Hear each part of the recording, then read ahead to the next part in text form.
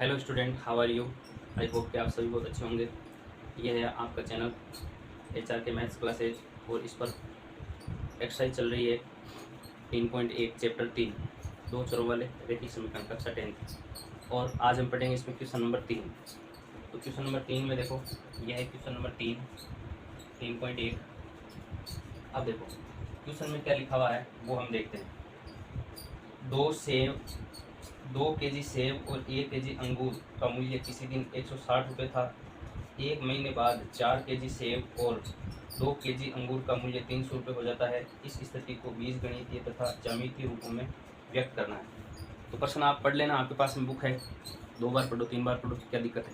अब मैं आपको समझा रहा हूँ। यहाँ पर जो प्रश्न में मेन चीज़ है वो मैंने यहाँ पर लिख दी। इसके आधार पर यह केस फर्स्ट है, 2 केजी सेब और 1 केजी अंगूर का मूल्य 160 रुपये है। ये स्थिति फर्स्ट है।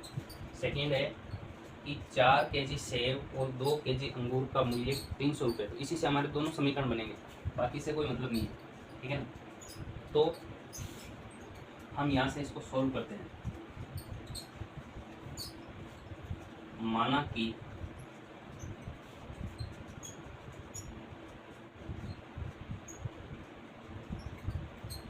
एक केजी सेब का मूल्य x रुपये, ठीक है, तथा 1 केजी अंगूर का मूल्य y रुपये, ठीक है ना। अब स्थिति फर्स्ट के हिसाब से जब 1 केजी सेब का मूल्य x रुपये है तो 2 केजी सेब का मूल्य 2x हो जाएगा और 1 केजी अंगूर का मूल्य y है तो 1 केजी y रहेगा। तो समीकरण क्या बनेगा, प्रश्नानुसार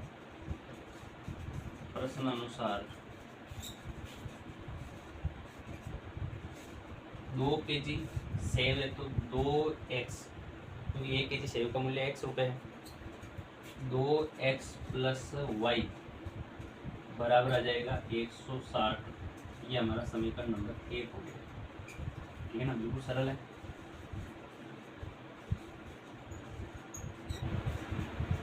स्थिति सेकेंड के हिसाब से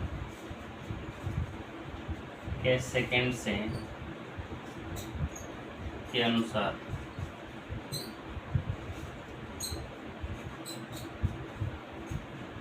केस सेकेंड के अनुसार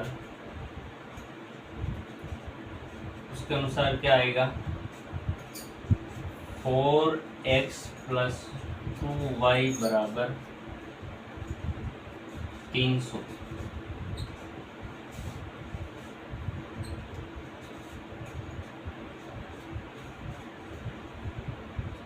ठीक है ना,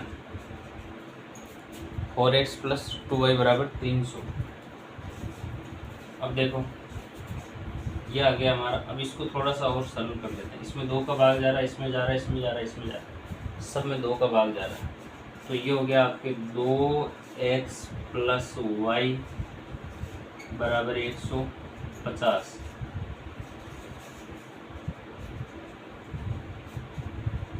ये है हमारा समीकरण नंबर 2। अब देखो समीकरण 1 को हल करेंगे।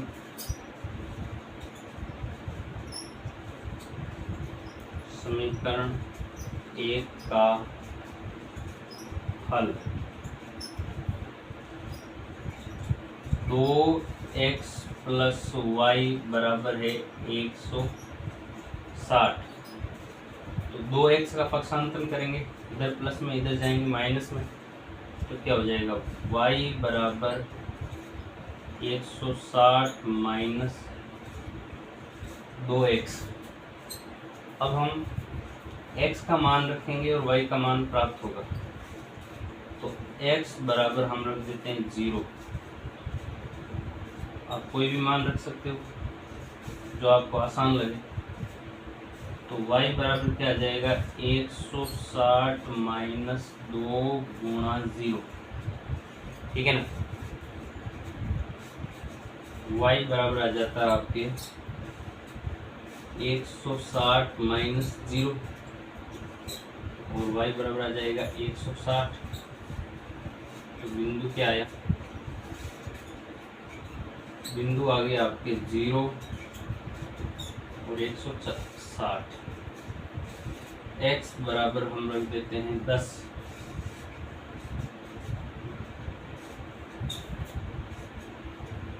y बराबर आ जाएगा आपके 160 माइनस 2 इंटू 10।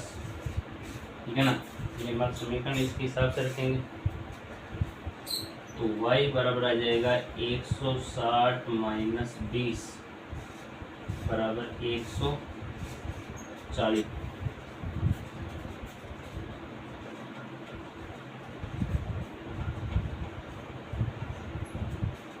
इसका बिंदु आ जाता है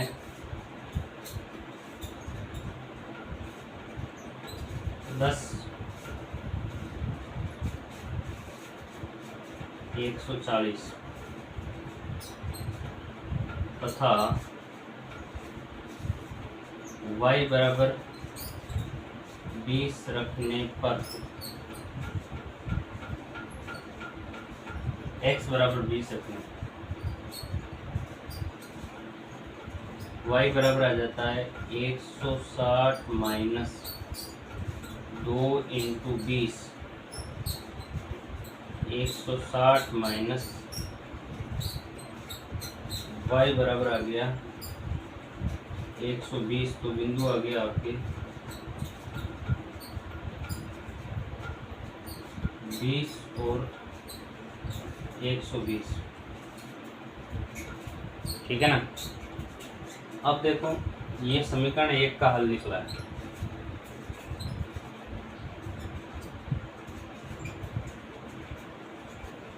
समीकरण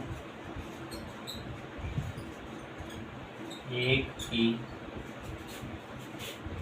सारणी।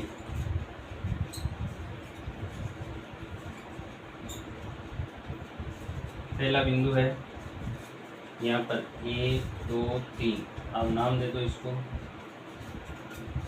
P Q R। P बिंदु है आपके 0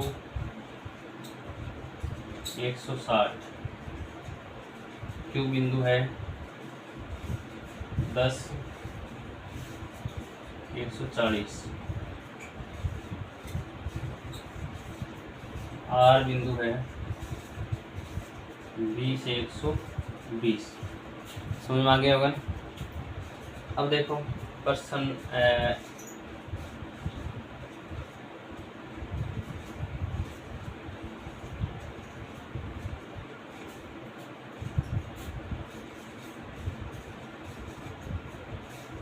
2x प्लस y बराबर 110 160।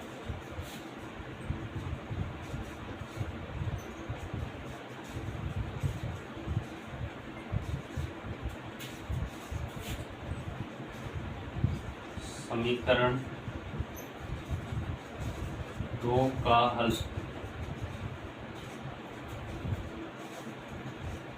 2x प्लस y बराबर 150। y बराबर 150 माइनस 2x हो जाएगा। इसी तरह x बराबर हम रखें तो y बराबर आ जाएगा 150 माइनस 2 गुणा 0 बराबर 150 आ जाएगा। तो बिंदु हो गया इसका, इसको बिंदु दे दो आप A 0 और y का मान आया 150 तथा फिर x बराबर रख लो आप 10।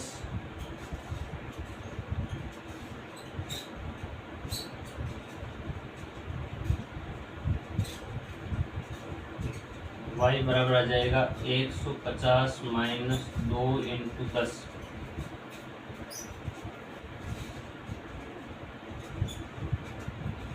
एक 103। तो बिंदु क्या आ गया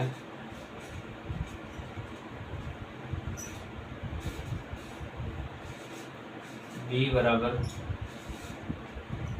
10 और 130। फिर देखो आप, अगला है x बराबर 20 रखने पर,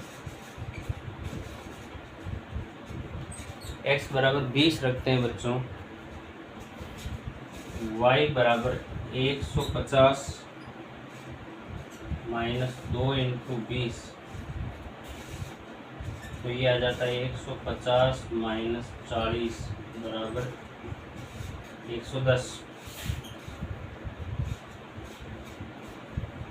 और बिंदु C हमें प्राप्त हुआ,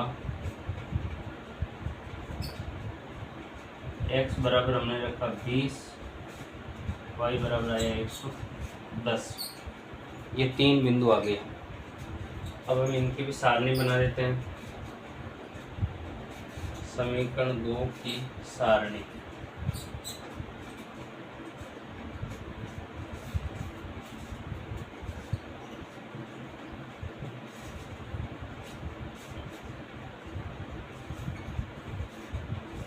समीकरण 2 क्या था, 2x प्लस वाई बराबर 150।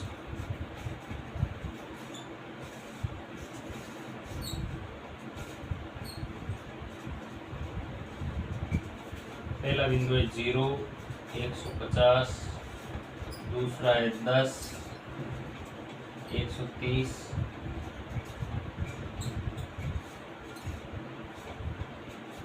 और 20, 110।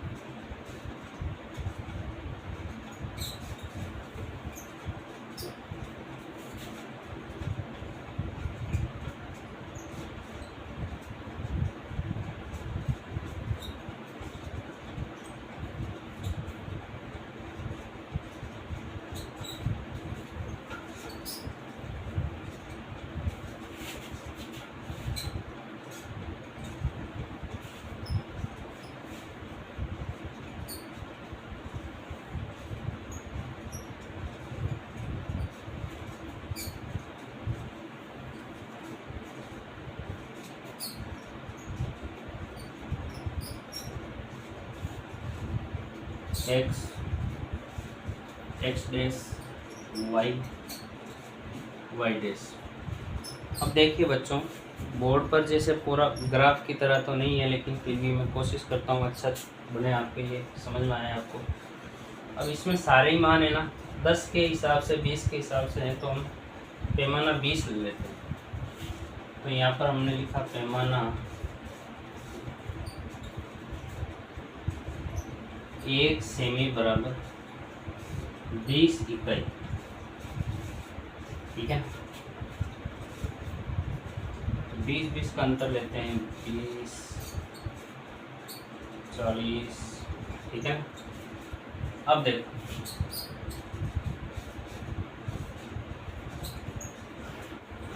पहले 1 नंबर सारणी का ग्राफ बनाते हैं बच्चों। देखो समझो आप ध्यान से, x बराबर 0, y बराबर 160। तो पहला बिंदु यहाँ है, ये P बिंदु है, 0 और 160। दूसरा है x बराबर 10, तो यहाँ बीच में आ जाएगा, y बराबर 140, तो ये यहाँ पर है, यानी कि थोड़ा और नज़दीक इसको समझो आप।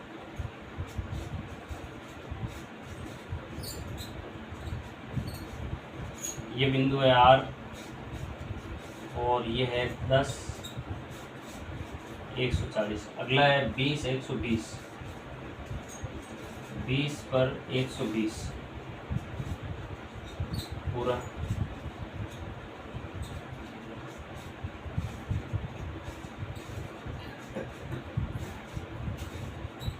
P, Q और R, 20, 120, ठीक है ना। अब हम इनको मिला देते हैं। दूसरा है 0 150, 0 पर 150, इसको हमने ए माना था, 0 150। फिर अगला है 10 130, 10 पर 130,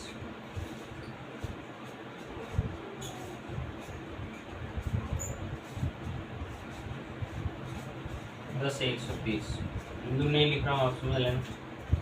अगला है 20 110, 20 110,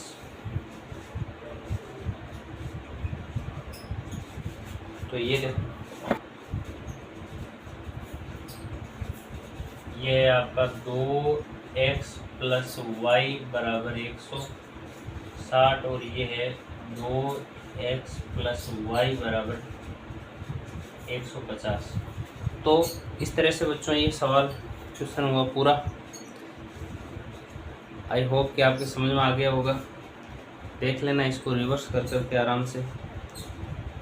और इस प्रकार के जो समांतर रेखाएं होती है उनमें कोई हल नहीं होता, यानी कोई उत्तर आता नहीं है, तो इसके कोई आंसर नहीं। इसमें आगे कंडीशन और मैंने थ्योरी में बताई थी आपको, जो थ्योरी वाला वीडियो उसमें बताया था कि जो A1/A2 बराबर होता है B1/B2 बराबर नहीं है C1/C2, उसके अंदर कोई आंसर नहीं होता है, कोई हल नहीं होता है। तो इसमें कोई हल नहीं है।